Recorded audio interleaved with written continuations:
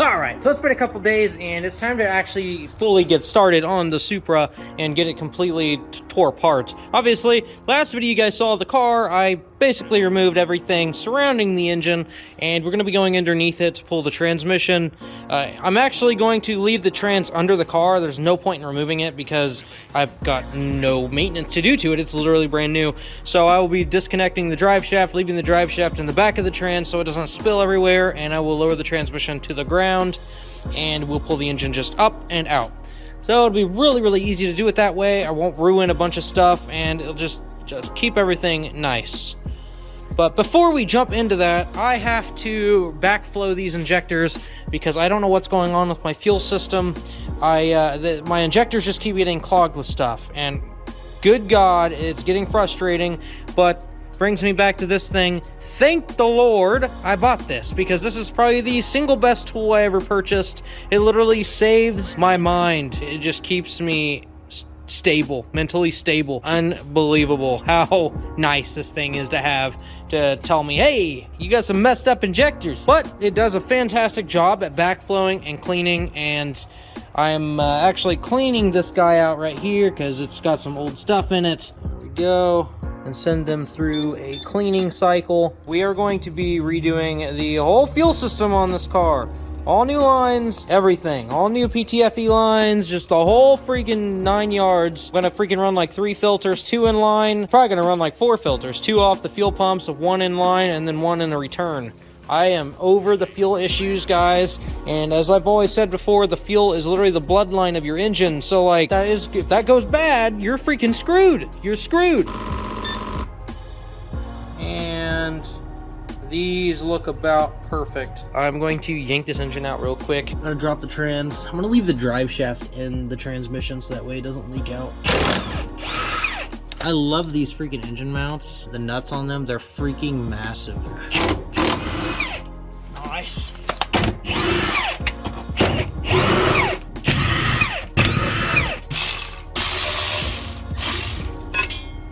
Alright. That thing's just dusty. Alright, replaced all the freaking bolts and everything so that way we do not lose them. It's always good to just put your stuff back in there. I'm actually really bad about that, and I don't always normally do it. But we're definitely going to be doing it with the Supra. I don't want to lose anything. Alright, so time to lower it down nice and slowly. I have to go over there and undo the clutch line. Hold on. Gravity drain. Oh my God, it's gonna take so long. Yes, Supra. Yes! You got so much. So much. Supra. Alright, now that that's out, we can let her down. Hopefully, not aggressively.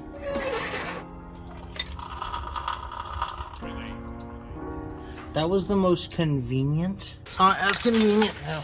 Not as convenient.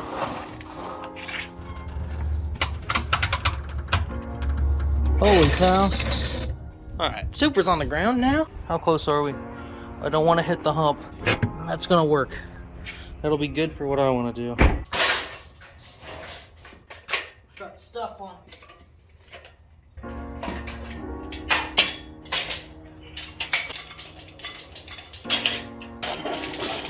The Mustang has a dank new hood. It's the shiniest part on this whole car.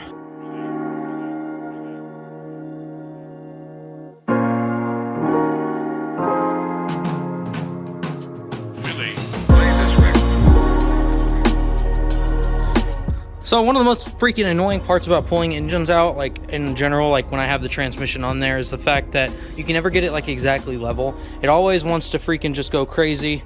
And if you do manage to get it level, the transmission is stuck up underneath the trans tunnel. So what I've designed, or what I've devised here is, I have a come along, so a chain come along where I can pull the tail shaft of the transmission and level it out. Therefore, I can actually get it out of the freaking engine bay without damaging stuff.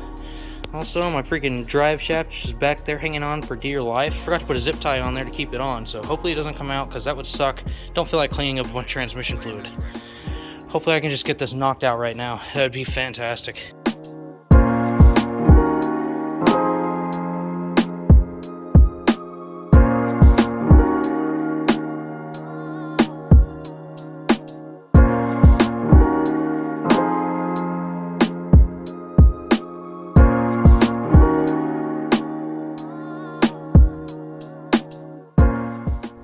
Alright guys, that was like extremely painful. That took way longer than it should have, but I was trying my best to not damage stuff. And well, she came out nice and just coasted her right out.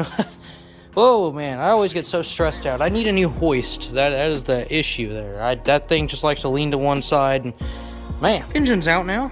And probably tomorrow, whenever I actually have a full end of the day, we will be back out here and I will start getting all this stuff ripped apart and get the engine up on the stand to start going through stuff and cleaning things up. I'm gonna meticulously clean the block and then paint it probably the same color the rice box block is. I used this flat engine black. I'll be right back, guys. Alright guys, I had a freaking extremely long day at work today. I am definitely not going to be out here very long, but I do, man, I'm kind of a little bit sick. But I'm not going to be out here very long. I just want to get the transmission off, and I just want to feel like I'm kind of made somewhat progress. It's only going to be nice outside for a little bit longer, so I just want to make some sort of progress regardless of how I feel. I'm going to take the transmission off the bell housing, and then I think I might pull the bell housing off, get the clutch off, and then get the engine on a stand. And then at that point, I think I'll be satisfied, and I'll go relax. Nice. Best thing about brand new stuff, guys, is that nothing is nasty. This transmission is so clean. So freaking clean. Alright, now I need a little pry bar. A little screwdriver, just something that I can separate this. Things gotta bite me all the time. Holy cow, the engine fell. So there it is, guys. That's the best thing about the T56 is the fact you can unbolt it from the bell housing from the outside. That is the single coolest thing ever. There's my clutch. That's nice and oily because there's a freaking main seal leak. Ooh! Man, I am so under the weather right now. But I'm here for you guys. I'm here to keep you guys company. And we are going to knock this out. Not today. But I'm going to take this bell housing off. And then it's going to go on an engine stand. And we're going to be making some changes. And I'll give you guys a sneak peek of changes today in this video. Milwaukee don't care.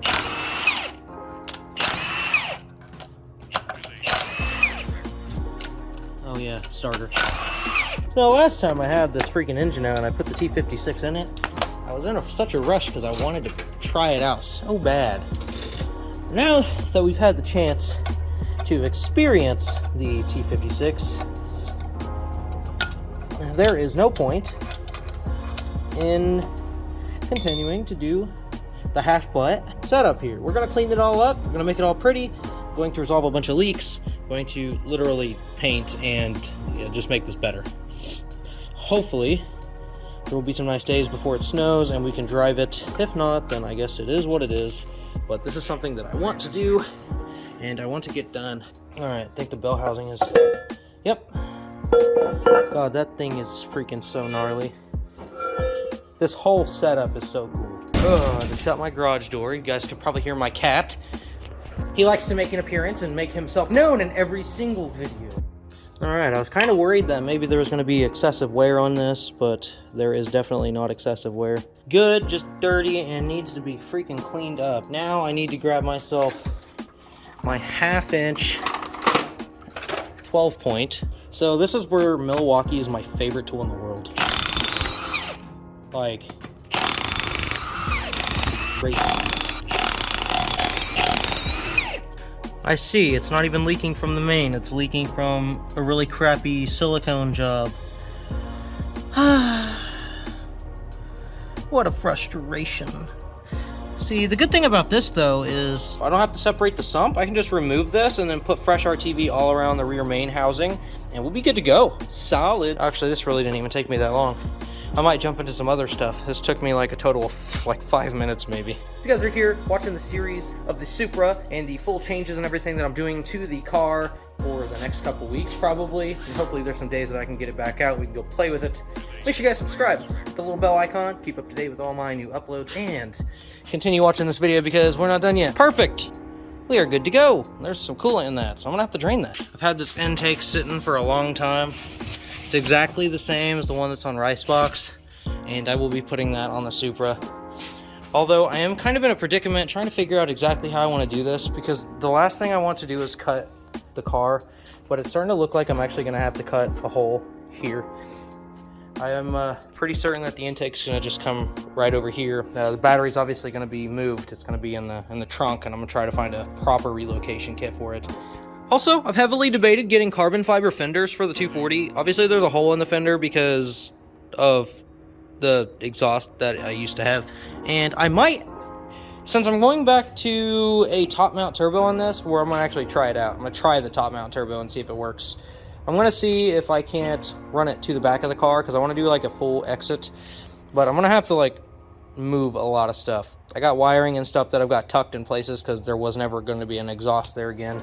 Same with the fender exhaust, but I really kind of want to go right out the back of the car again. I liked how violent and crazy it sounded. So yeah, carbon fenders, and I just kind of want to do some carbon stuff to clean up the car, but I don't know. Back to the Supra stuff. Like I said, we're going to be stripping the engine down. It's just going to be like a bare long block. I'm going to take the covers off and paint those and just get everything all properly cleaned up. I want this thing to look like it's clean and supposed to be in the bay of a Supra. So I'm going to meticulously clean this thing. I'm going to go inside and relax, guys, and I will slap an update tomorrow. Alright, so it's been I don't even know how long it's been since I filmed. So it's been like a week or something like that, I guess.